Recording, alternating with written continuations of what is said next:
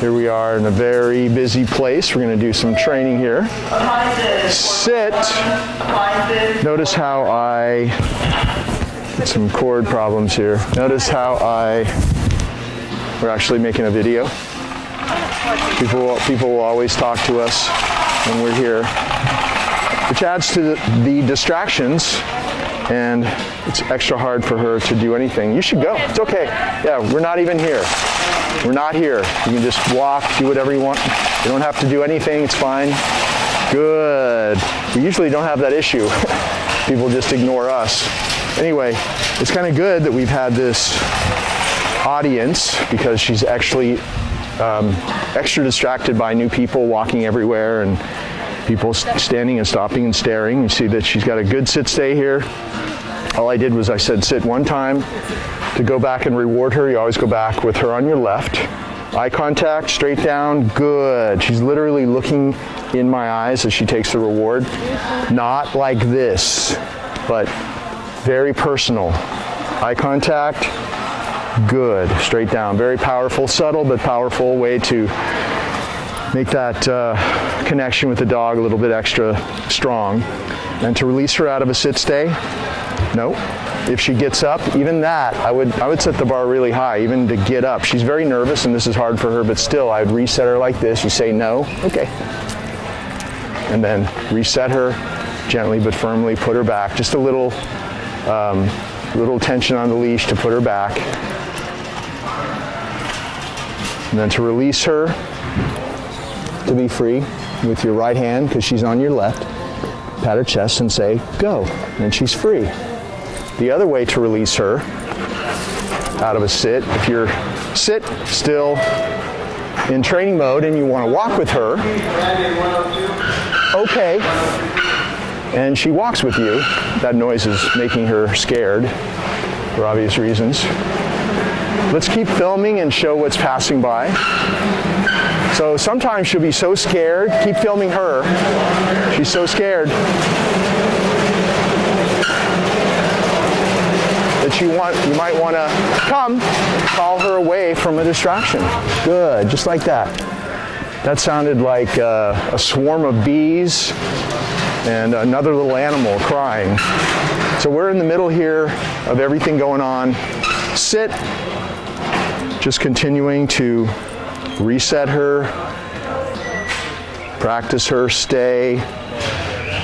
And the reason for practicing out here in real life, and it's okay, is that if she can handle things like this, she can handle more stuff at your house that formerly would have triggered her to lose her mind, to have an episode, whatever she was doing, jumping on people or maybe even nipping at people. So if she can handle this level of stress, and we do lessons back with you as well, which we have, she's way, way better because of what she's used to. And she may look at people, but she's still in her sit stay. I'm going to release her now. If she's staring at something, I'm just going to lure her back. See, I don't jerk on the leash or use the leash at all. I just lured her back. Look at me. Good. Look up at me. And then go. She's free. And we're going to move on to something else. Okay.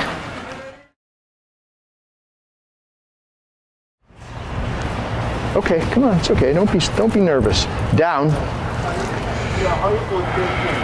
As I've said in other clips on this video, we're doing things in a situation that's very difficult for her, because I want to show you at what level she's able to do this now. Good. I'm definitely using rewards, and you should as well, in difficult situations. In everyday life, just around the house or in the yard, when you don't have visitors, or you're not out in public with a bunch of craziness going on like this, you don't, after you practice for a while, let me move her really quickly, okay? Okay, because he was going to run over her tail. Let's keep filming now. Let him pass by. Down.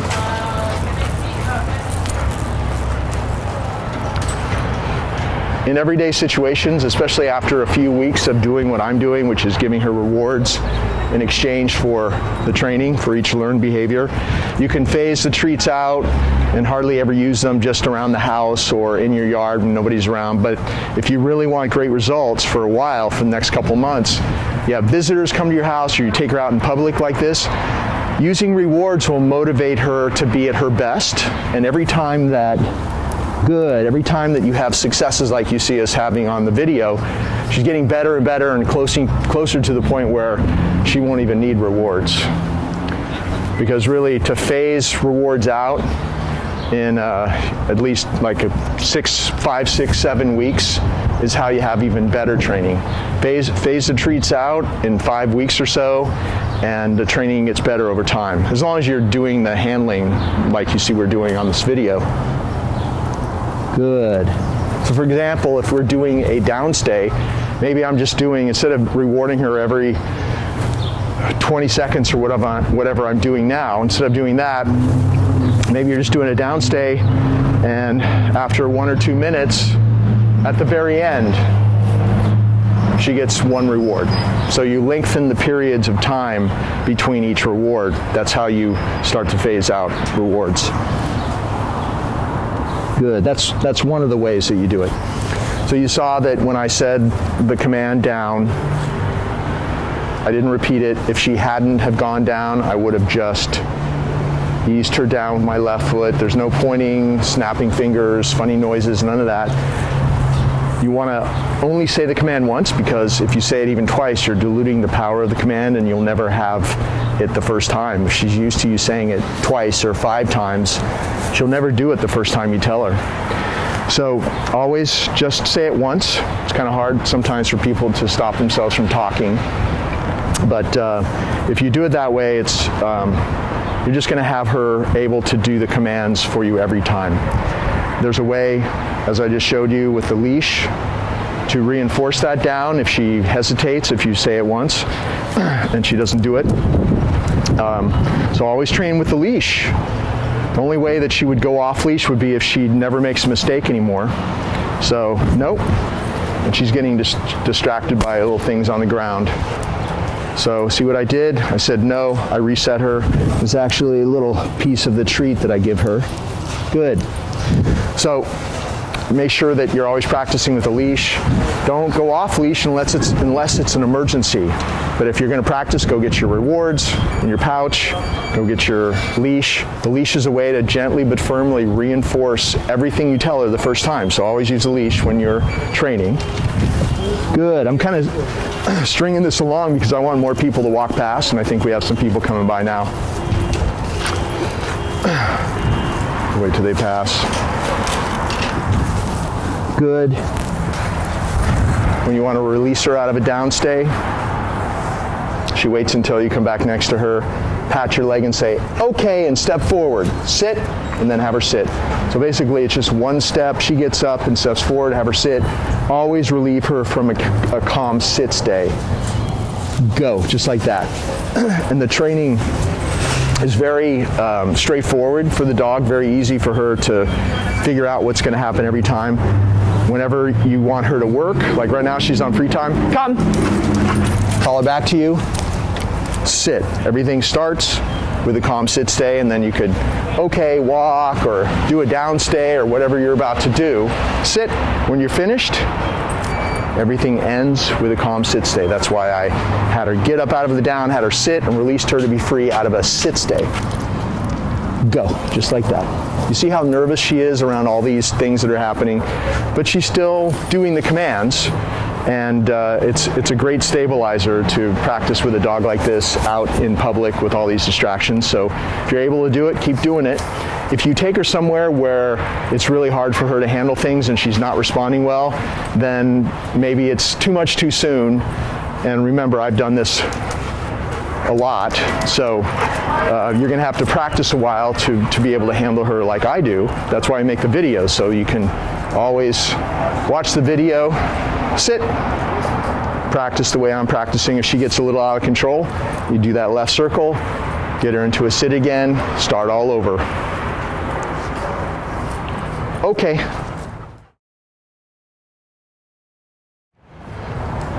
When I'm practicing the come command, I always hold the leash the same way, and if you do it the same way every time, it just becomes like second nature. You don't have to think about it. Left hand leash, right hand reward. Come. Call her to come to you. Good. You're perfectly set up for the left hand's right there. It's free because this is over your wrist. For your left hand to grab the leash because it's on her right side. She comes to you, it's right there. And then you saw her nose touched my reward hand. I opened up that target hand and she got the treat. And I said, good, all at the same moment. So if you always practice when she's looking away from you, come, just like that. Good. And always back away. You see how I'm backing away? The only reason that she runs to me so quickly is because in the last month or so that I've had her, I probably called her to me 40, 50 times a day. I always back away. When you back away, the dog's drawn to run to you. When you stand still, it's not half as good. And of course, when you move towards the dog, they'll run away from you. So a lot of it's about body language. You see there, she's pulling me. All I had to do was give her, it's a signal, a tap, and move away from whatever it is. I don't even have to use the command. Good girl. She just comes my way. So it's really effortless when you're doing this, and she's just being a happy, playful puppy right now. But it's all about keeping that leash loose, tapping it, and if she didn't respond when you said the COME command, just do this, tap. She'll turn around to look at you, she'll see the target and see you backing away. Good girl, she'll come your way. But always say the command, of course, come, when you're practicing. Good, just like that. And practice calling her away from as many things as possible. The more you do that, the better she's going to be. That's the catch-all command, really. She gets into the trash, don't go and try to grab her and pull her out of the trash. Draw her away from that situation. Call her to come away from there. Call her to come away from people she's jumping on or whatever she's doing. And it's just a much easier way to control the dog. She's already has a really great recall, come command. And if you keep practicing like this, it'll just get better and better. Okay. Okay. We're on our walk here, and I want to call her, come, back to come to me. Good, because we're going to cross the street, and this is what we do at every curb, every time we cross the street. I have her sit, no matter where we are. It's great practice. I do a little sit-stay. I'm walking around both ways, just a basic sit-stay where she stays there. And this is a great exercise to do. It takes you about 10 seconds. Okay, every curb, get her back in the clock, have her do a sit-stay, and then treat the street as the calm zone. Watch out, there's a car coming here. And we have distractions going on here. We're in an industrial area here. There's a lot going on. But see how easily she walks across the street calmly on the other side of the street? Sit, have her sit, and then release her and continue our walk. Go. Just like that. Sit. So you want to walk her up to the mat. Make sure that sometimes she doesn't sit all the way down. She is now. Make sure that she's doing a real sit when you tell her to sit. You're going to walk her up to the mat, have her sit with your right hand. You're going to pat her chest and say, go to your mat, walk over with her and say down. And she might lay down and kind of crooked that way sometimes. So you take a little handful of your dog treats, whatever you're using, sort of just lure her. And all I did was I went like this. She followed it with her nose, so it made the rest of her body go back a little bit. Nope. And then you reward her. Always reward like this on the mat. Good. Make sure that she's not touching your hand, so you're putting the reward on the mat. Good. She waits till you withdraw, takes it off the mat. If she was grabbing it out of your hand, if she was so nervous and impolite and grabbing the stuff out of your hand, then good. That would not be good at all. Part of this is that she respectfully accept the reward from you. Good, like that. And this is what I started doing from day one with her. This is how I taught her the downstay. At first, we just practiced on the mat. We did simple stuff like this. And then we worked up to doing harder things. Good. So just this basic downstay where the dog accepts you walking around from both sides, all the way behind her. This is very important that she can handle you being behind her and not popping up. And it's way more than most dogs even have. This right here, nope, good, is way more than most dogs have, but we want to move on from this. So there are so many things you can practice. Pulling on the leash like this always triggers the dog to get up and come to me at first, but she knows that that's not a release, so it doesn't matter from what angle I pull it from. She knows that she's not going to come out of that sit stay unless I release her in a very specific way. Good. Every time you try something to trigger her and she stays there, that's a success. You give her a reward. Good. And then you want to do harder and harder things, like maybe doing bigger circles, or even, moving quickly. Really, the possibilities are endless. Good. But when you come back to her to reward, slow it down again. You can leave. I'm going to leave out of this little gate here. If you're going to do something that you think is difficult for her to handle, it's okay to remind her what to keep doing. So obviously there's no stay. Stay is built into the down stay and the sit stay. So it's implied. She knows that she's going to go there when I say down and stay till I release her. So we don't say stay. But if I think she's going to have a problem with this, if I'm doing something new and I've never actually done this before, I'm going to remind her down. I'm going to slam this gate and walk out. And she stayed there.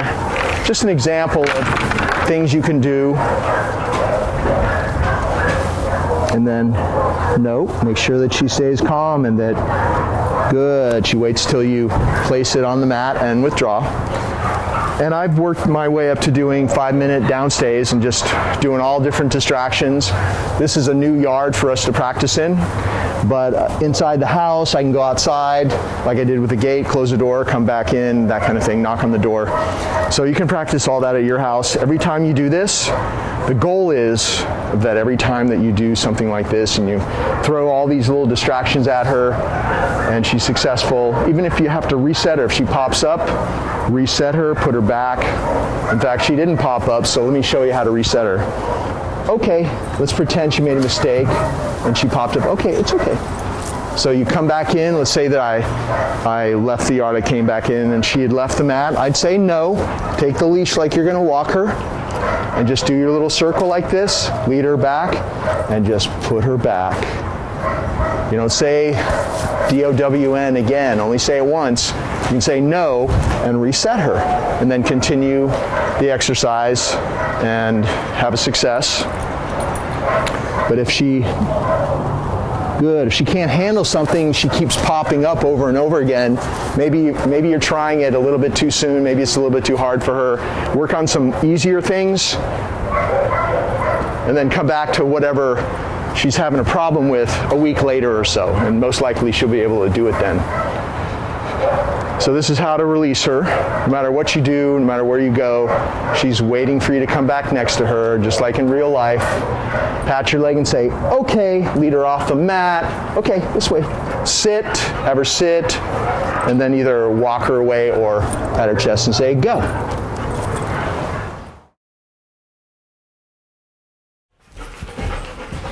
Sit. Okay, we're doing this greeting routine inside. We have a big windstorm happening outside, so it kind of threw us off today, and so we're going to do this inside, but I'm just going to show you the basic way that I do a greeting routine. I have the dog sit, I walk the dog, I walk Rosie up to a person, have her sit about 8 feet away, step over to the person, give them a little reward, or it's a treat to give her when she goes over. The concept is the treat's down here and the hands are down there, and so there's no reason for her to jump. So she waits in a sit stay till I come back next to her. I'm going to pat her chest and say, go say hi, give her the treat and pet her. And then I say, come. Looks like she was trying to come back immediately. I guess that's what happened. Sit. So let's try that again. It's a great way to teach a dog manners, not jump on people, and you get to practice your go command, your come command, your sit stay in a real life situation. Go, pet her, come. She's done this so many times that all she wants to do is go over there. Instead of jumping on somebody, sit. Instead of jumping on somebody, they just want to go get the reward, not jump on somebody, and come back to the person doing the training, person with the leash. If she pops up before you release her, you just tap her and say no. She'll go back. And we really want her to wait to be patted on the chest. Go, sent over. Come. And you get to call her back to come. That's basically it. Sit. I've been practicing this every day with a different person every day. And so she's gotten really good at it.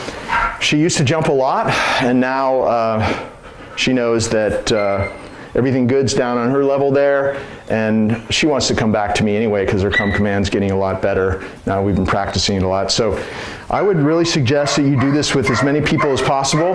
We're doing it inside where it's really the worst place to do it, but we have to tonight. But it's better if you introduce her to new people in an open area that's more neutral, like your big front yard or even your backyard, but the front yard's better than the backyard because she tends to guard the backyard a bit. But really outside is much better than inside to do the greeting routine. And then you can come in after that, make sure that she's following the new person in the house, and you can do one more like this in the house, and that'll make her way more comfortable with strangers that come to your house. And if you're having a problem with her getting super excited because she knows that person and maybe she's a little bit out of control, do this greeting routine, and it teaches her not to jump on people that she's happy to see again. When I put Rosie in a crate, I always do it the same way. Walk her up to the crate, and I have her sit.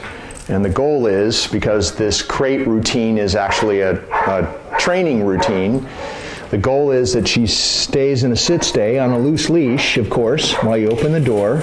She may want to run in there because she loves her crate, but all you have to do is tap it. And of course she gets better over time as you practice this. And then waits until you go. Send her in. Now this crate is too small for her, but we're just using it here because it's the crate that we had over here in my office. The crate that we're using for her is an extra large, so it's like it's a German Shepherd size crate that's maybe this high and this long. And that would be the appropriate size crate for her, an extra large. I sent her in the crate, and she went in and she turned around, she got a little treat. I unhooked the leash. And if you're going to take her, if you're going to have her in here for a while and you want to take her equipment off, her training collar and her choke chain, then you just take it off when she's already in there. It's really easy to do. And then at first, I just wanted her to be really comfortable with this door being closed, so I'd always give her another little tidbit while I close the door. Because anytime that you have something that you want to desensitize the dog to, if you give them a little piece of food as you're doing it, it helps them become more and more relaxed when you do that thing. In this case, it's closing the crate door, and then later on you don't have to at all because they're over it. So it's a way of desensitizing the dog to little things. So the prong collar, this little prong collar we're using, you just hang it up on the door. That way, if you toss it down, it's going to get tangled up in itself, so just hang it on the door. The leash and the choke chain you can put anywhere you want. So her routine in the crate of my house is she sleeps overnight in the crate. We have blankets, and it's very comfortable for her in there. I feed her meals in the crate as well, so she's very comfortable in there. In her mind, everything good happens in there. If I give her things to chew on, it's always in the crate, so all good things happen in the crate. Dogs are den animals, so I've developed the crate as her den. And then if we're allowing her in and allowing her out, meaning we control the boundary to her den, it makes us more powerful, and it's yet another thing that we do that changes the dog's perception of who we are, makes her think that, hey, maybe we're more in charge after all, maybe we're in control. So we're doing things like that from all different angles to change her perception of us, and if you do it this way as well, I think it'll really help you when you put her in and out of the crate. If I'm going to take her out of the crate, and let's say I'm going to take her for a walk, I'm going to put the choke chain on first, and you always use this choke chain out in public because in case this little prong collar comes off, then the choke chain that's hanging loose comes into play and you don't lose her out on the street. So that's the only reason I use this choke chain. Never use it for training. This is very dangerous. Obviously, it's a chain. It could mess up her neck, and we just don't use choke chains anymore. It's very old-fashioned, but it's good for safety though. So I'm going to open this door. I'm going to put this choke chain over her head first, and then we've got the leash and the training collar. Always hook up the leash to the funny shape buckle right there. The ring, the perfectly round ring, is just a spacer, so it should look like this. And then you just reach in and hook her up.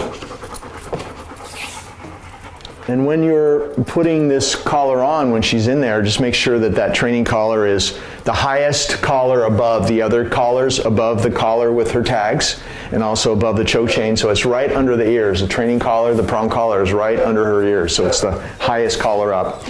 And make sure that as she gets bigger, that you add a link because you don't want it to be too tight. The rule is that you want the prong collar just lightly touching all the way around. And if it's hanging a little bit, that's not good either. She wants to come out, so I'm just going to tap the door a little. If it's hanging down and you pull on it, it's going to hurt her neck, so make sure it's not loose either. Just lightly touching all the way around. So you either have to add a link or take a link out if she needs that.